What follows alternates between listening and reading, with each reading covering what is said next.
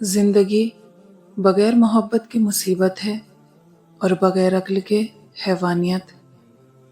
खुदगर्ज लोगों से दोस्ती और प्यार करने का मतलब है अपने आप को जलील करने के सिवा और कुछ नहीं।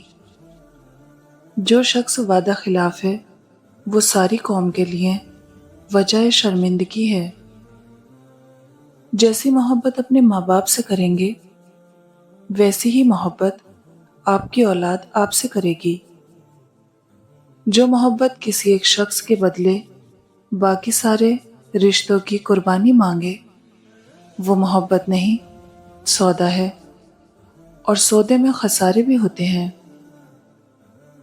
जिंदगी को जरूरत की तरह गुजारो, ख्वाहिश की तरह नहीं, क्योंकि जरूरत तो फकीर की भी पूरी होती है लेकिन ख्वाहिश बादशाह की भी पूरी नहीं होती।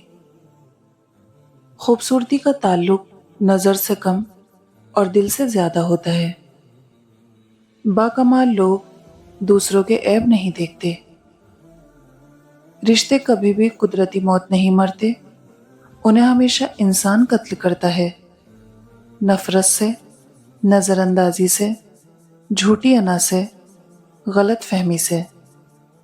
आजकल किसी पर अंधा एतबार कर लिया जाए तो वह आपको अंधे के साथ साथ बहरा और गूंगा भी समझ लेते हैं।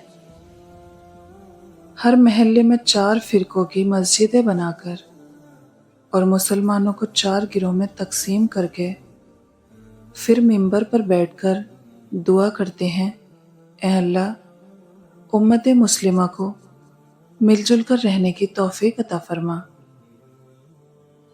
मौलवी ने उसके नाम का 40 दिन खाया, वो शख्स जो फाकों से मर गया। हम भी कमाल के लोग हैं, वोट अबू जहल जैसे लोगों को देते हैं और हाकिम हजरत उमर बिन खत्ताब जैसा चाहते हैं। दुनिया बदतरीन होती जा रही है, बुरे लोगों की वजह से नहीं बल्कि अच्छे लोगों की खामोशी की वजह से। क्या वजह है कि लड़कियां बाप की गरीबी तो बर्दाश्त करती हैं मगर शौहर की नहीं। सबक देने का माहिर हो गया है जमाना, हर कोई एक दूसरे का उस्ताद नजर आता है। आज दुनिया की हकीकत यह है कि गरीब की खुराक से ज्यादा अमीर के शैम्पू में ग़िज़ाइयत और विटामिन्स हैं। दिल डरता है अब शिकायतें करने से, लोग गलती सुधारने की जगह छोड़ना ज्यादा बेहतर समझते हैं। अगर तुम जाहिलों के बीच शऊर सोच रखते हो तो तुम अनकरीब पागल हो जाओगे या पागल कहलाए जाओगे।